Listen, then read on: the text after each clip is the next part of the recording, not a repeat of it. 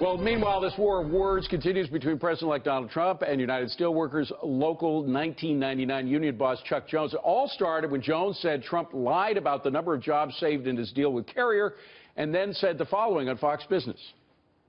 Donald Trump and Governor Pence are taking credit for 350 jobs that are research and development jobs that were staying here in Indianapolis from the start. When Carrier announced the close down of the facility originally, they made it perfectly clear to announce that the research and development jobs, 350 people, were staying here, and then they want to take credit for them again.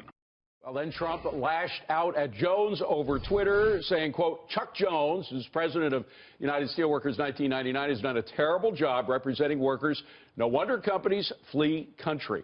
United Steelworkers International President Leo Gerard joins us now with his take on all of this. And the thing I don't get about this, Mr. Gerard, is all presidents and president-elects make exaggerated claims for whatever. I heard President Obama talk, in order to sell Obamacare, he said you're not going to lose your plan, costs aren't going to go up, et cetera. He also talked about all those jobs in stimulus, thousands of jobs. When people investigated, there weren't as many as he claimed. So why are we surprised that he may have put the number up a couple of hundred?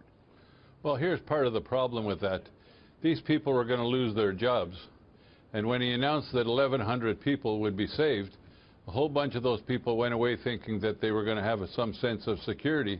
And then when Chuck went and did some more research... Yeah, but a lot of people went away with jobs that they didn't think they were going to have. Why don't you let me finish? When Chuck went to do more investigating, he found out that there was only 730 jobs that were staying, plus 70 management jobs. It was then his obligation to go and tell his membership that, and to tell them that those figures were wrong. He was doing his job. He was doing his job. He was doing his job. And I got the fact that Trump was selling something with an exaggerated number, even though it was a lot less exaggerated than a lot of Obama's claims. But what I don't understand is, aren't you and President-elect Trump after the same thing, to keep as many jobs in the United States as possible? Don't you share that? Don't you share that goal? Let me tell you that right after the election, we wrote President-elect Trump a letter. And if he wants to help and work, we're prepared to work with him to fix NAFTA, fix PNTR with China, fix the trade deal with South Korea, and bring real jobs. And we've said that we're prepared to work with him on that.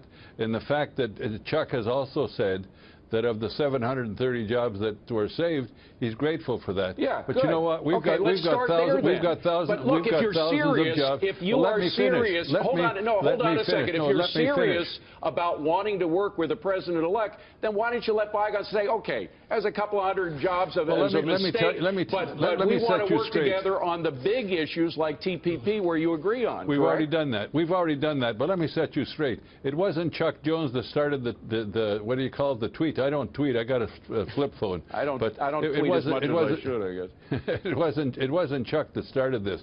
Chuck had an obligation to tell his members the facts, because a lot of people thought they were going to have jobs that ended up not having jobs. But look, you were for President Obama. You were on his one of his trade groups. You were for Hillary Clinton. I mean, you're willing to let bygones be bygones. I think Trump doesn't particularly care if you were Democrat or Republican. He just wants to work with people who want to keep jobs here in America. I think you guys could work together, don't you? Let me make a point that I think President-elect Trump has made that I hope he follows through on. And here's what he said. Any company that fires American workers and goes offshore to make a product and then expects to export that product back to America after they've destroyed and fired people's jobs, he wants to slap a 35% tax on that. Right. I'm with him on that. I'm with him on that. When he wants to fix NAFTA, we're with him on that. When we want to have an infrastructure bill that's going to modernize America's infrastructure and do it with domestic products, I want to be with him on that. All right. But the problem is, don't attack our local union president for doing his job. Yeah, but the point is that the goals that you share are far more important than the disagreements you have. Would you agree with that, finally? Well, look, the fact is that Chuck clarified some things, and the president-elect didn't like it and tweeted. Yeah. I think they've both had their skirmish. Now we better get down to work and save some more jobs. Let's get down to business. I'm with that. Good to see you, Leo. Thank you very much.